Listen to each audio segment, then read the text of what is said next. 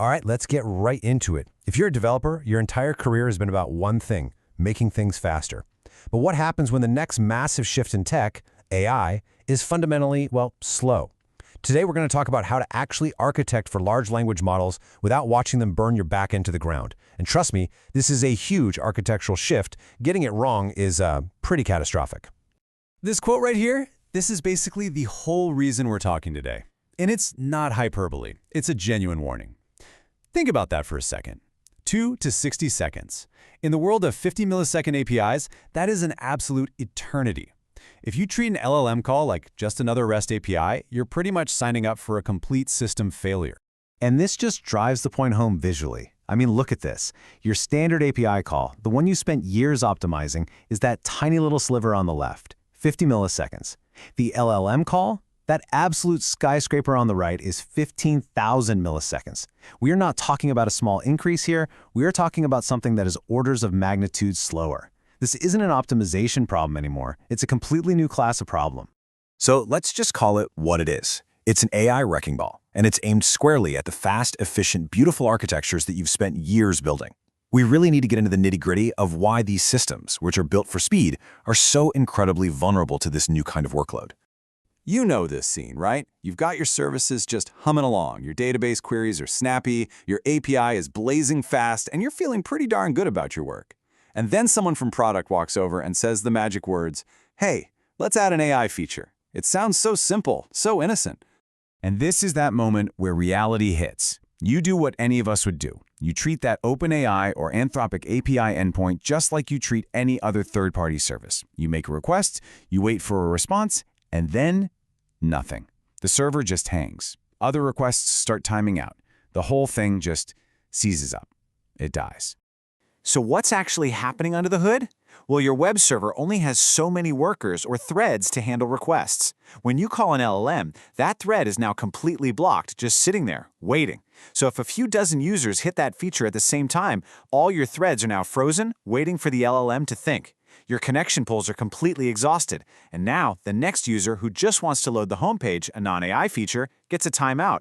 The AI feature didn't just fail, it took the entire app down for everyone. Okay, so to fix this, we basically have to throw out some of our oldest and most trusted assumptions. We need a totally new mental model. We just can't think of LLMs as another API endpoint. We have to start thinking about them as this new, very strange, very particular type of service that plays by a completely different set of rules. And this is so crucial. All those best practices you spent years learning to build fast, synchronous services, they're now liabilities. They will actively work against you here. To succeed, you have to internalize 4 foundational properties that make these AI services totally unique. And here they are. These are the 4 pillars of our new way of thinking. You've got latency, streaming, failure, and cost. Each one is a potential landmine if you're not careful. So let's break them down one by one. First up, latency. And the numbers are just wild. An LLM call can be up to 3,000 times slower than your average database query. Let that sink in. The source material puts it perfectly. It's the difference between the blink of an eye and taking a full-on coffee break. You would never, ever build a system where a user clicks a button and you just hold their connection open for the time it takes to make and drink a coffee. That's the mindset shift we're talking about.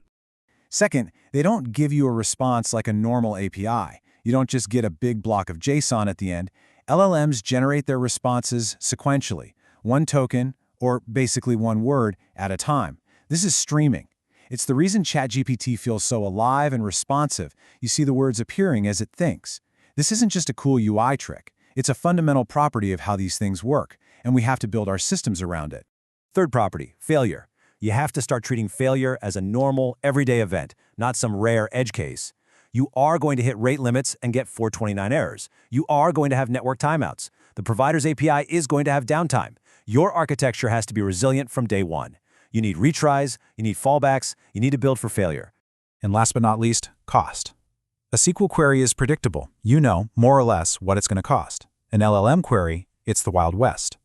A user asking for a one-sentence summary versus a summary of a 300-page PDF could literally result in a 1,000-fold difference on your next invoice. So cost management can't be an afterthought. It has to be a core part of your design.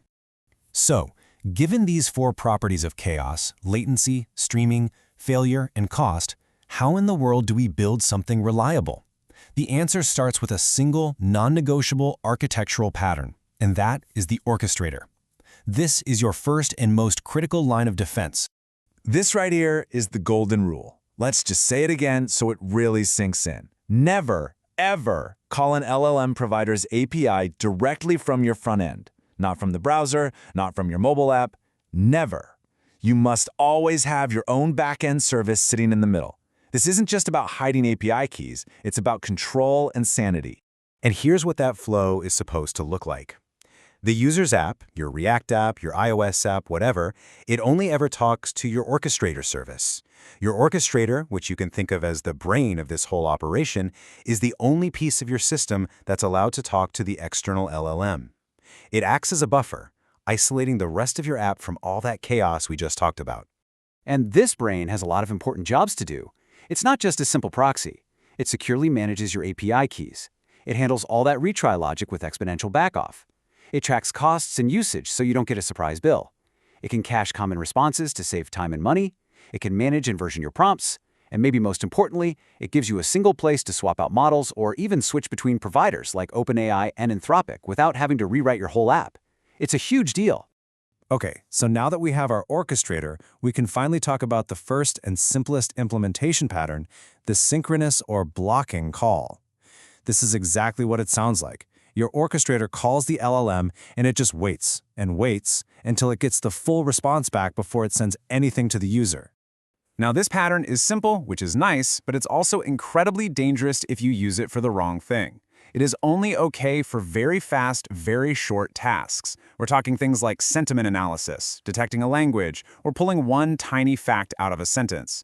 You must absolutely avoid it for anything long form, like generating an essay, summarizing a big document, or really any task that you think might take more than, say, 10 seconds. And here's why it's so dangerous. It's not just about a bad user experience with a loading spinner. Your own infrastructure will actually betray you.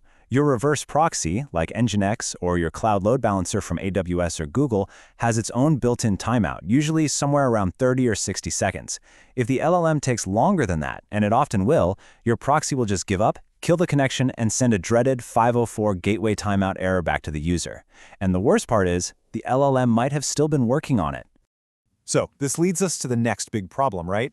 Even if you use this synchronous pattern correctly for those quick little jobs, what about the features users actually want? The cool stuff, the things that involve generating paragraphs of text.